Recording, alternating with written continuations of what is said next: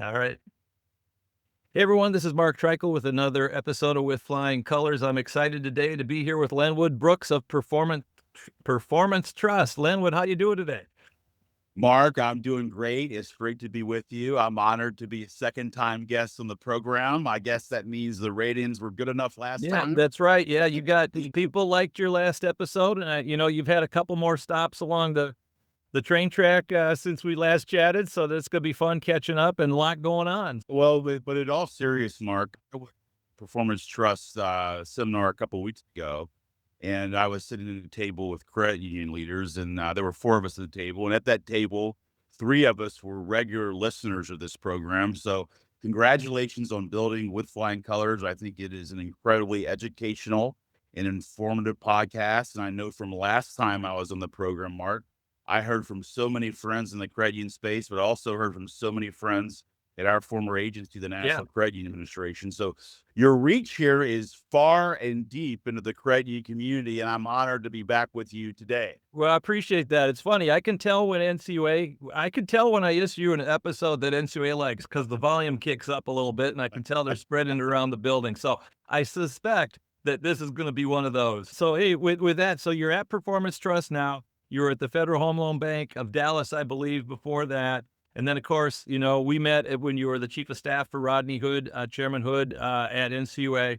And then before that, Capitol Hill, right? You were on Capitol Hill, and as we're talking, I think John Cruz just was either confirmed or is about to be confirmed. So walk me through how that all works and anything relative to that you think we should chat Well, about. bear with me, Mark. Some of this process can be arcane, but that is the nature of the United States Senate, and things have changed a lot. So we'll get into that. But, you know, John had his hearing. I thought he did very well. You could tell he was very well prepared. The way these things work, Mark, ever since I've been following this, I've never seen an NCUA nominee be by themselves. They're usually paired.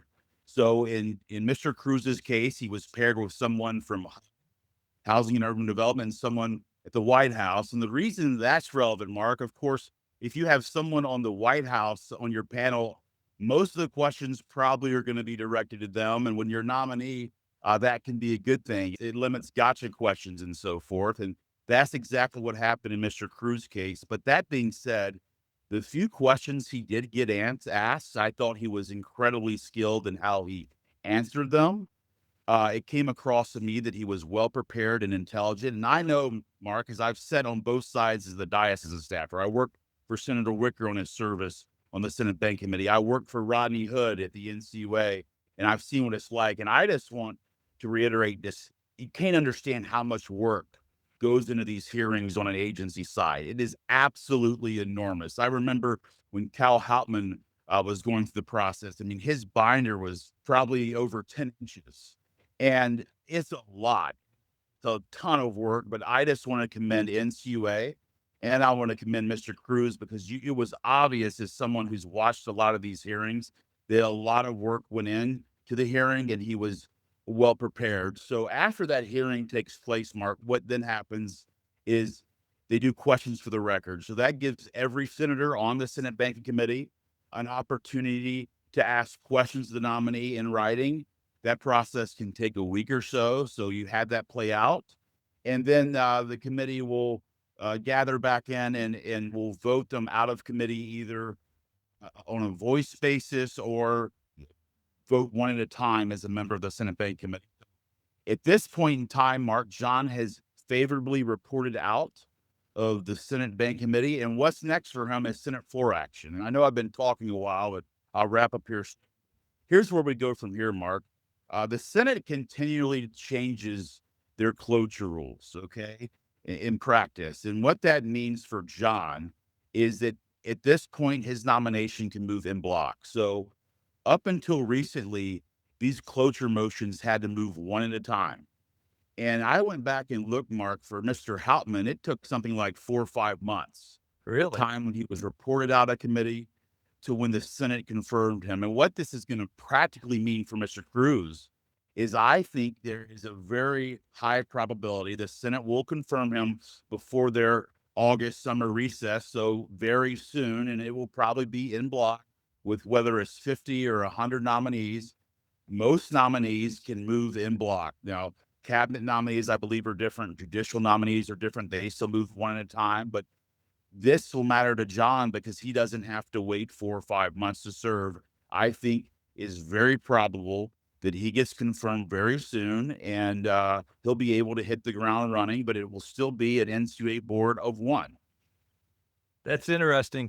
One thing you said too is when you go to the table with other folks like from the White House, it reminds me of you're getting chased by a bear. I don't have to be fast. I just have to be faster than you, right? So they're going to put all the questions on the White House, which makes it a little bit more relaxing than the people from the White House having to get pressed on that. But that's all fascinating. It's nice to see the efficiencies of them grouping them like that. And kind of as I'm thinking about it, if it happens before the end of August, that's good for Hauptmann because he can go on to what he wants to go on to. And what you're saying, what I'm interpreting there is it'll be a baton pass, right? Both of them aren't going to be there at the same time, most likely.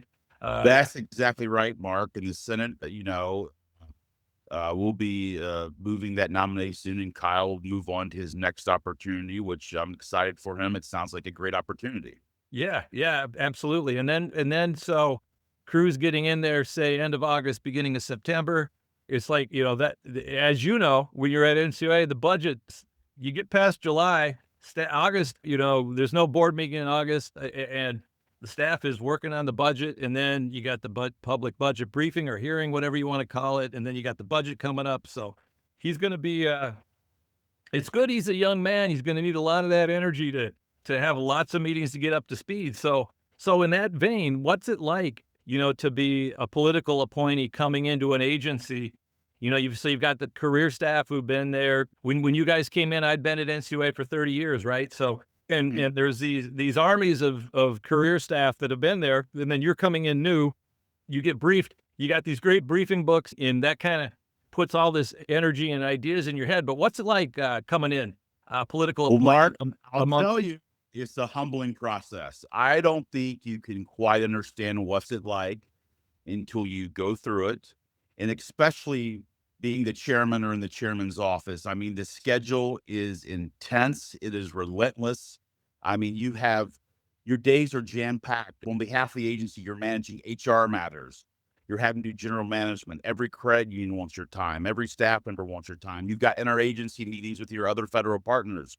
You have FSOC meetings. The list goes on and on. So it's hard to have a schedule that intense and also get brought up to speed. But I know Mr. Cruz, is going to put in the work and be successful. But I'll be candid, Mark. A lot of political appointees, and I think you can probably speak to this yourself, come in with some skepticism of the career staff. Yes. You hear things, you have preconceptions, and you have to get there and have your own experience to realize your preconceptions are wrong. I mean, I remember early on into my tenure, Mark, there's something that I really wanted to do, and career staff pushed back on me hard. And in this case, I listened, Mark, and you have to recognize the greatest strength of the wonderful career staff at the NCUA is their institutional knowledge. I mean, when you were there as executive director, you were the highest ranking career public servant, but your institutional knowledge was enormous. But I think the value political appointees have is they tend to look at things in a different light. I think their risk appetite is probably a bit more than the general counsel's office would like sometimes. But I think someone like you, Mark, you had this incredible institutional knowledge, but at the same time, at that point, that was your only job. So I think for the career who've only been there 30 years, you can be myopic. You might be entrenched into the way you see things. So I think that's one thing I really want to highlight. But I'll say this too. Here's what I learned going in as a new political. Career staff will test you, and they should. They want to see, as a new chairman, for example, are you going to be setting the agenda, or are we going to set it for you? And I think, though, in these tests, Mark, I think the career staff deeply respect the institution of NCUA Absolutely. and the NCUA board. And by default, because of that, they're going to respect you. But I think the NCUA staff are looking to see how competent you are at your job, and do you earn their respect because you are competent. And I know Mr. Cruz is going to be incredibly competent in this job, but I bring this up, Mark, because my time in NCUA serving is Rodney Hood's chief of staff. When the staff know you're competent and they know your intention, they know that you're not there worried about your next job. Right. They know you're not there worried about politics, but when they really know that you love the agency and the people in it, you have the good intentions, what happens, Mark? Career staff become a force multiplier. They'll get on board and start rowing your direction as hard as possible. And I think working for Rodney Hood, it might have taken some time, but we got there, Mark, and we got a lot of good done. And you cannot get anything done as a chairman unless you have the career staff with you. They'll take your direction, but you want their buy-in and belief that you really care about them, because there's a lot of great and talented people at the NCUA. And one of my biggest regrets, Mark, it took me longer than I wanted for me to realize that on my own. NCUA is filled with talented public servants, many of whom could have very successful private sector jobs, and they're doing great work. And I'm excited to see what Mr. Cruz and the wonderful career staff at NCUA are going to be able to accomplish. Yeah, me too. And it's always, the wisdom of crowds. You bring someone new in with a different idea, and you're right. I was at NCUA almost 34 years. And other than a cup of tea, doing a couple things, before that, that's what I did. And so, staff is skeptical of the board coming in. The board's skeptical of staff. And then you usually meet in the middle. And, the worst thing NCUA career staff can do is say, we've always done it this way, right? Or, yeah, the last chairman asked us that question, and here's the legal opinion. Because as you learned, you can, I don't want to say push the envelope, law evolves, right? And what the Federal Credit Union Act and what the regulations mean, and you pushed it this far, but can you tweak the regulation in a way that provides a new service, kind of like in QSOs and things I know that you did, when you were there, to tweak some things that are still consistent with the act, but make the regulation a little bit better for credit unions to serve their purpose. There's a saying at NCUA, Mark, you never said it to me, but I know it's circulated among staff, and that saying is, politicals come and go, but we're here for life. And I think that does get back to what we were talking about the institutional knowledge. But at the end of the day, the reason the politicals come and go, Mark, is because the power they wield is enormous. Yes. If you did have that job for decades, in some ways you would be too powerful. Right. So I think there's a lot of wisdom in how this was all designed by, our founders, and how the Federal Credit Union Act is played out. But again, the careers are critical to getting anything done at the agency. You're not going to be able to get anything done if a chairman staff of, 6 or so at the max. You need to buy in careers, and they're the ones that, again, they outlive administrations. Yeah, but well said, well said. Well, so let's pivot a little bit. So last month you joined Performance Trust.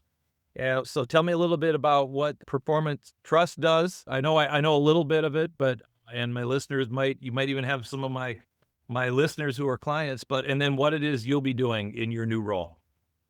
Well, thank you for that, Mark. You're right. I did just join last month, so I'm relatively new. To answer your question, Performance Trust is the largest independent investment bank focused exclusively on community depositories, so including credit unions, Mark. So for over 30 years, we've been working with our clients to help them raise the floor, to help them achieve results they wouldn't otherwise achieve. And I think, Mark, I was drawn to Performance Trust for many reasons, but one of the biggest reasons, to be frank, was the founding story. The group was founded by two gentlemen, one named Rich Ferd. Rich is a fascinating gentleman. We might should have him on the show at some time, but he started out, Mark, as a math teacher. He's one of the best teachers I've ever been around, and he just commands a classroom, and you just love to learn from him. If you go to our trading desk in Chicago, Mark, it's actually set up like a lecture hall in college, and that gets into, I think, like a core value of Performance Trust, which is education. But the other founder was a gentleman named Phil Nussbaum, Mark, and he was, like you, a former federal regulator. And what they saw out of Wall Street, they didn't like.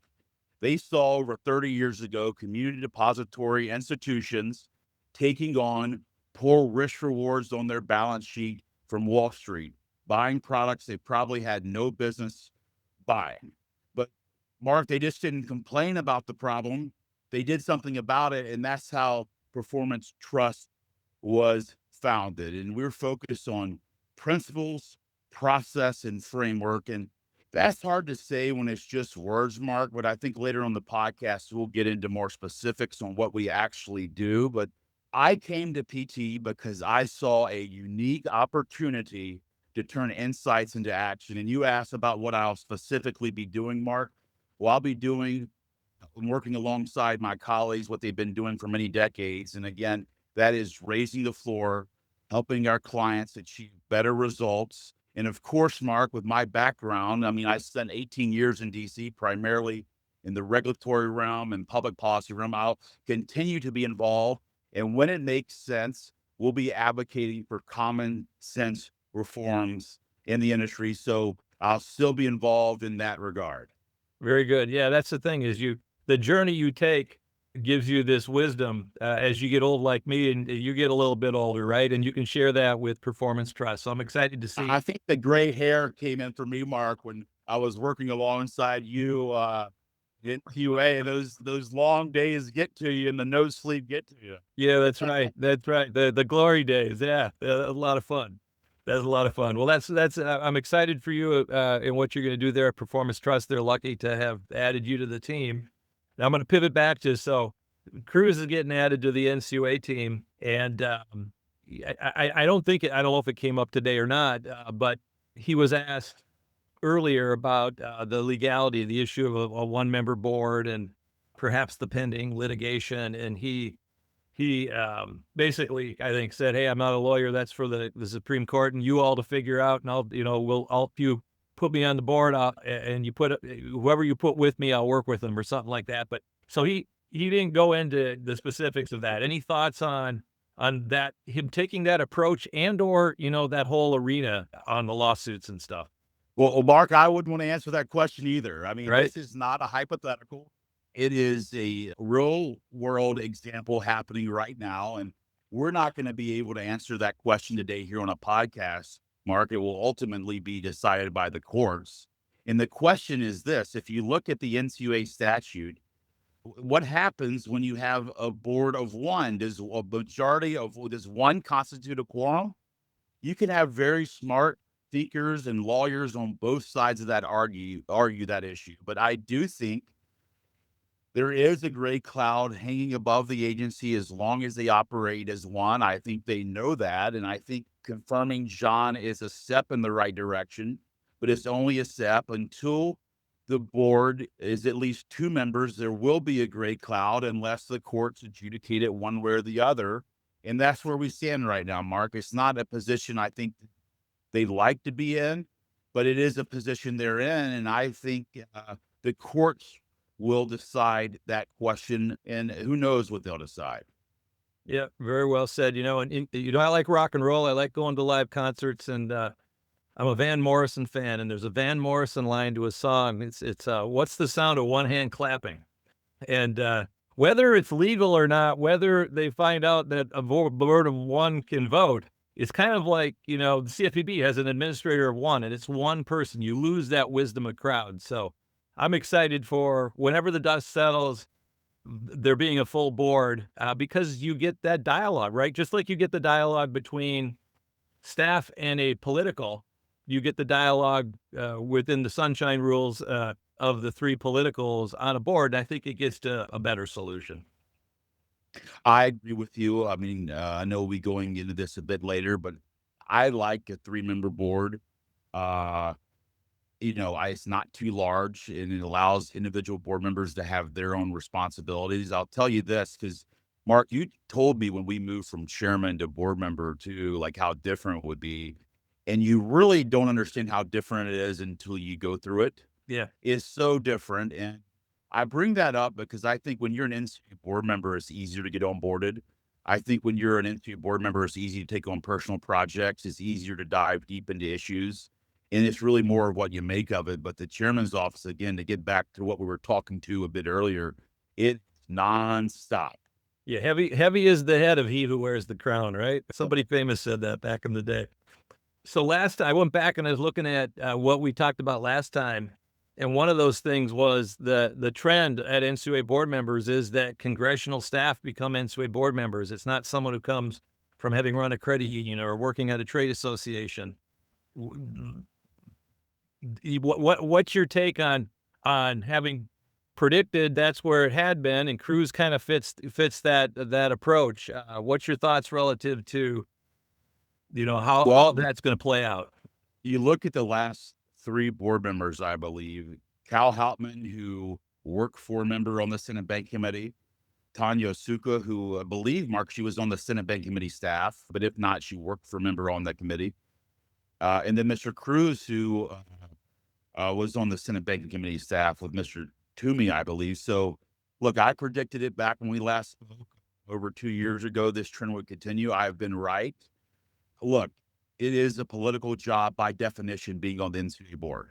And I said last time, Mark, people or policy. One of the reasons I think folks from Senate Banking Committee get this job is they know where they're going to come down on policy. It's going to be no wait and see. Now, having said that, being a political job by definition, I do think, the statute allows up to one board member to be a credit union. I do think, Mark, credit unions would be well served having that voice. But I just want to reiterate for your listeners, being a CEO of a credit union is a unique skill set, and you have a lot of perspective and value you can bring to the NCUA, but it is a political job. And I do think a lot of credit unions, it would be a learning curve if you're a credit union CEO to realize when you get to the NCUA, it is a political job and you have to manage in a political way. And by that, I mean, like, it's not going to be necessarily like you're a CEO of a credit union and you've got everyone's going to listen to you just because you're a CEO. There's a lot more dynamics at play in the political environment. Maybe you can hit on that, Mark. Well, you're right. I mean, just how government works, right? I mean, the requests that you get in, having to deal with the IG making recommendations, and then those going up to Congress, right, in a semi-annual report, and then all of a sudden a bill gets dropped, and banks are getting something, and credit unions aren't getting something, and you gotta get the wheels going with the contacts and understanding how government works to make sure credit unions don't get left aside. And of course, the trades do that, but NCUA not being a cheerleader, but making sure that credit unions don't get hurt in that environment.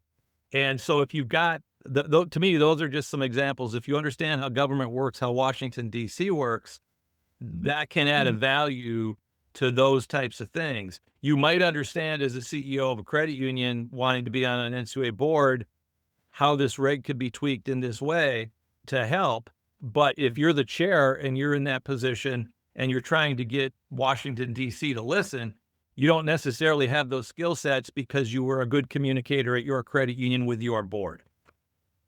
It's just a different skill set. But that being said, I think someone who comes to the NCUA who's been on the other side of the exam table adds enormous value. Absolutely. Yeah, that, absolutely. Yeah, a political appointee might not have if you've only been in the political realm your whole career. Yeah, that's exactly right. It gets to that wisdom of crowds. That's why, in the perfect world, you would have, that's probably, you think about it, they said you can have one from the credit union side, which to me implies that you should probably try and have one from the credit union side, but you shouldn't have all three from that, because then you've limited the scope of the knowledge of the group that's in charge of leading the agency. Exactly right. So let's pivot again back to kind of a little bit of performance trust. When we were at NCUA together, we talked a lot about balance sheet and interest rate risk and liquidity. And then after I left, that was, rates shot up and credit unions were underwater in their portfolios, and it created some challenges. And from what I understand, we didn't get into it on the front end here, but performance trust probably does a little bit of that for credit unions, I'm guessing. Anything with that in that vein that you can share? Again, Mark, to get back to what we were talking about earlier, we're the largest independent investment bank focused exclusively on community depositories. But to answer your question, I think, it's best to go back in time, Mark, and let's look at the crisis in March of 2023. And the seeds to that crisis at the time, that liquidity event, were really planted years earlier, right, with the influx of cash following COVID. And, some institutions, Mark, took that cash and they invested in par mortgages at the low and tights, as they like to say. And I think many of those institutions were chasing uh, yield and duration. And it doesn't give you a complete picture when you're just chasing yield and then looking at duration. There's a lot of variables at play. And I think that's what performance trust really does, Mark, not just on selling bonds, but the entire suite of running a credit union or a bank, to look at the entire balance sheet and plug it into a model where you can see things plotted out and you can see things over time and over different interest rate scenarios, Mark. And, I actually heard secondhand from a credit union client just yesterday that working with performance trust is like, before it was like looking at things in single dimension in black and white, but since he's been working with us, he's seen it in color, in 3D. And you're surprised, Mark, and I just went with one of these classes myself. I told you we were founded with the principle of education. I sat through one of these classes myself, and I was surprised how often when you just look at duration and yield and you just picking things, when you actually look at the analytics and plot it out, how your intuition can be wrong, right? And I think the reality here is we have no idea where interest rates are going to go. If you look at the experts, Mark, they're usually wrong. And that's where our real sweet spot is looking at an entire balance sheet over different interest rate scenario, pretty wide variation and over time. And when institutions have that knowledge, Mark, they're able to more effectively make strategic decisions. So again, you were asking me earlier what brought me to performance trust. One of the reasons is there's a lot of really smart, good people there.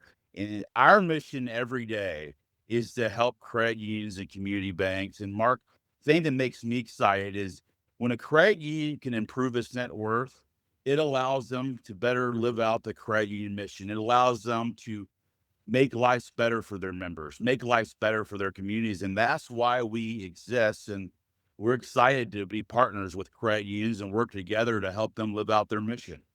No, that's exciting. Hey, I'll tell you that yesterday I was on the phone with the client and we were talking about a couple of unique new programs that they're contemplating, and I was giving my thoughts on different things on how NCUA might respond to them. But they also mentioned performance trust was helping them on a couple of these items. So they got a heads up that I was interviewing you and that they should be watching for this episode. But it was cool to hear that these unique things they were looking to do, performance trust was helping them do it, which means, again, when you try something new on the horizon, it's good to have good experts in your corner to make sure that you mitigate those risks.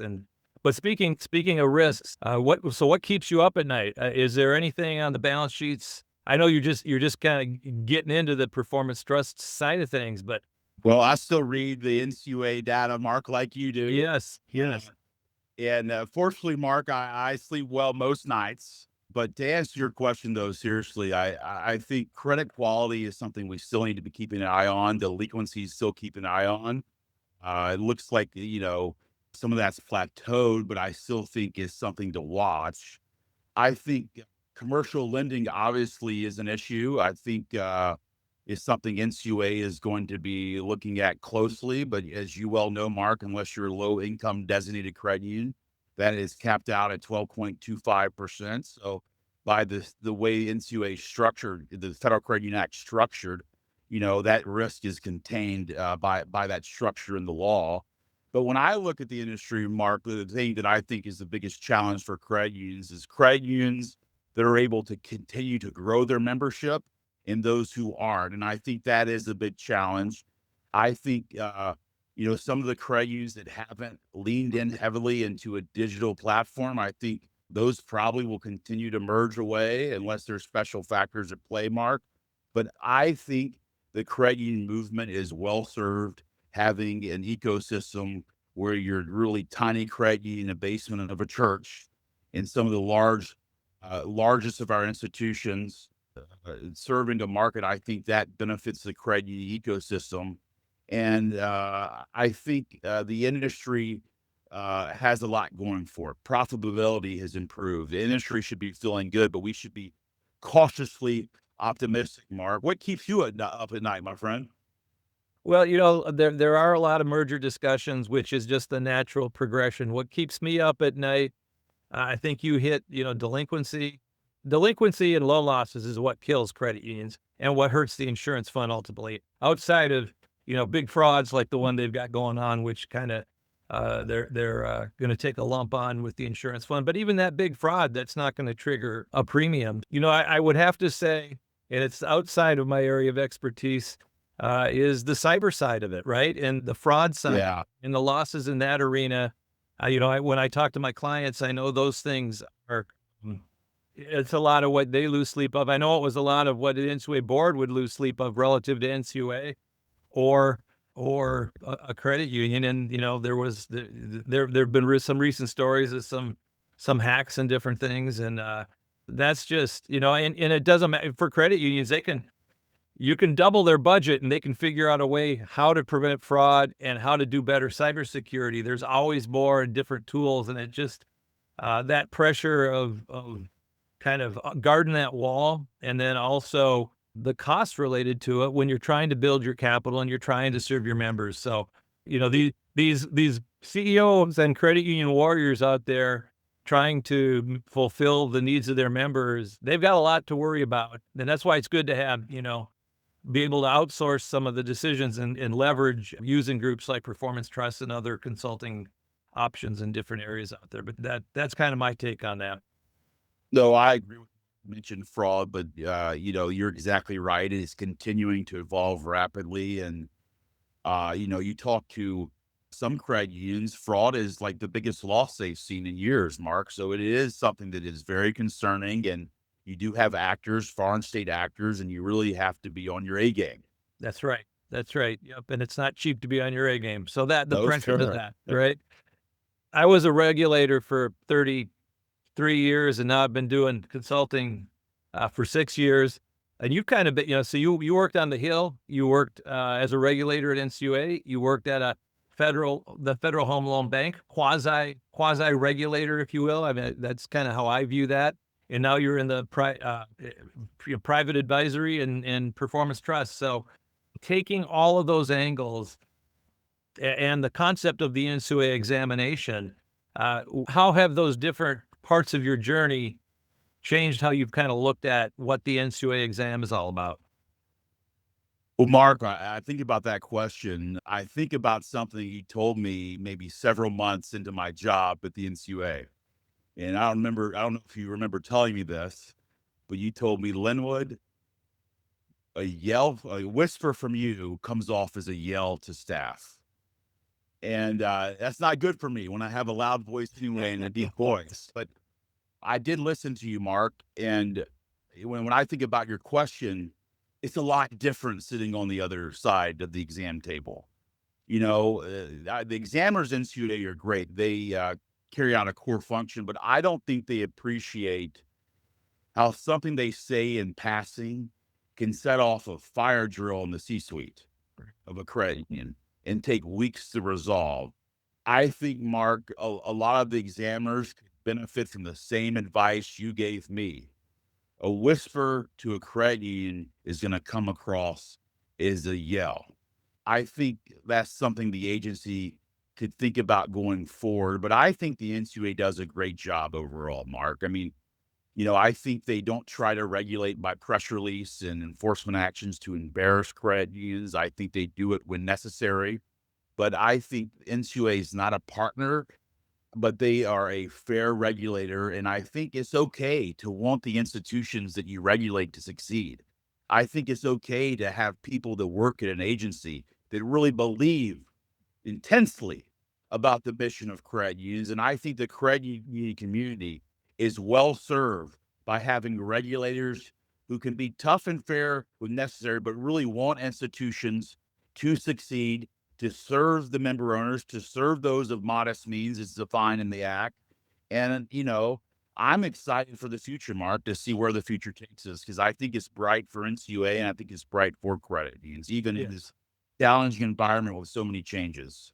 Yeah, I agree with you there. We're going to get a new board. They're going to tweak things. They're going to come up with ideas. And while NCUA, I talk a lot about NCUA losing 25, 30% of their staff and losing a lot of good people. but there's a ton of good people still at NCUA because just because 30% left, there's still 70%, and people can rise to the occasion and are rising to the occasion. I'm seeing it in my discussion with, credit unions. So, yeah, it's a good time to be a credit union, good time to be at NCUA. Yeah, a lot of exciting things there. And so, we talked a little bit about the board, right? And having one board member and getting back to three.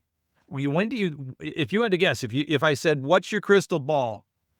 When are we going to have three board members, and how's that going to play out? What's it going to look like? Conventional wisdom, Mark, would tell you as soon, and that certainly could happen. But I think with Todd and Tanya's case working through the process, it could take longer, 6 months, a year. I'm not sure. Courts tend to move slowly. I mean, look, Mark, I think in the last session of the Supreme Court, I believe it's wrapped up. They're taking their summer break, but I think if it was just the FTC case, the slaughter case, and to back up for your listeners, that was a case that dealt with the firing of a Democrat appointee at the Federal Trade Commission. And the court ruled that the president can fire people at independent agencies at will. And of course, the NCUA is an independent agency. But I think, Mark, the same vein, the reason why I think Todd's case and Tanya's case could still be working through the process is because of the Cook case. And, the court's reasoning there was interesting, but they basically set a different standard for the Federal Reserve. And no, the NCUA is not the Federal Reserve, but they both are financial regulators. Right. The Federal Reserve regulating bank holding companies, NCUA regulating credit unions. They both have a liquidity function, Mark, the discount line with the Fed, the CLF, and the Central Liquidity Facility at the NCUA. So I think because of that, we'll see how it plays out. I mean, I think the president can certainly appoint someone at any time, but I think there's a lot more confidence in someone accepting that appointment when that matter has been fully adjudicated. So a lot of people think it'll be soon. I think that certainly could happen, but I think it could take 6 months or longer. We just don't know. And the reason that's relevant, Mark, too, is, a 6-year term, if they stand with the logic in the FTC case, the 6-year term no longer really applies in practice. Right. It means you'll be tied to a presidential administration, and, that's going to change things. Now, some people say, is it good or bad? I'm not going to get into that, but I'll say it's a different thing, right? I think credit unions should be prepared for the NCUA to run a lot more like the OCC. And that, I mean, yes, you'll still have 2 to 3 members, but I think prepare for these really drastic swings in between administrations where, fair lending will be a top priority, and then it will go the other side and vice versa. And I think that can be exhausting. That probably could make the state charter more valuable for some credit unions. But I think, Mark, the industry is well served by having a strong dual charter system. And I don't want to see the federal charter disadvantaged at all. But again, to get back to an earlier point, it's going to be a different thing for NCUA. We don't know exactly sure yet, but it's not going to look like the NCUA was when you're there. And that is going to change things. I remember being in meetings with staffers like you and looking at regulations tied to 6-year terms and the like, and it's going to change things. It's going to be a different thing for the agency, and credit unions will be fine. It's just going to be a lot different. Yeah, it's funny. You think I'm gonna connect the dots to kind of how we got to where we're at. But it used to be that 6-year term that someone comes in, a year is gone on the term, they get 5 years, and then under the Biden administration, Biden changed a legal opinion, or whoever the powers that be that worked for Biden that would have made such an opinion, the attorney general or what have you. So Todd basically got 11 years, right? So it went from people typically had 5 years, they come and they go, to Todd having 2 terms because he didn't have a full term, which was never what the interpretation was since Roosevelt approved the act. But it was a change that happened.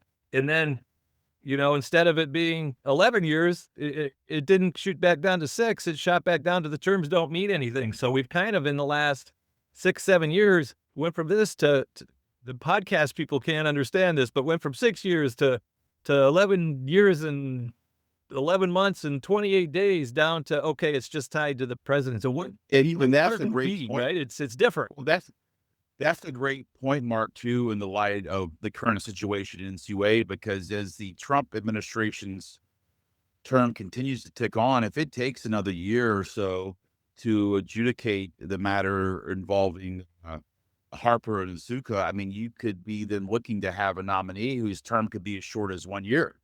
And, it takes a while to effectuate change at NCUA, and, it takes at least a year. I mean, you remember, Mark, some of those rulemakings you want to work on. I mean, I was just blown away at the amount of work that goes into a rulemaking, and you just don't turn on a dime. You have to really think through things and put it out for public comment and all this and that. And it takes a while to effectuate change through rulemaking. It's not like turning a light switch on and off. Sure. That's fact. That's fact. So very good. Well, Lenwood, this has been a lot of fun. Any questions that I didn't ask you that you want to highlight here before we wrap for the day? Thank you again, Mark, for allowing me to be on your podcast. And I just want to thank all the listeners and for the people in the credit union movement. You're doing great work. You really are. You're making a difference in your members' lives and in your community. And I would just encourage everyone out there. I think as long as the credit union movement stays tethered to its mission, really about people helping people and about thinking of the founding of this whole movement, I think the future is very bright, Mark. When I talk to people 20 or 30 years younger than me, they love things like REI. What's REI? It's a co-op. And I think credit unions should lean in to being a financial co-op.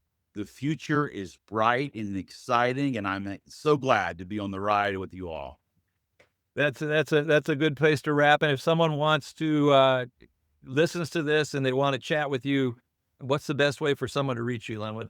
My email is lbrooks@performancetrust.com. My cell phone number, 202-374-5222, and that's for calls only. For calls only. We're in a strictly regulated environment, Mark. Understood. Yeah, that's I get that.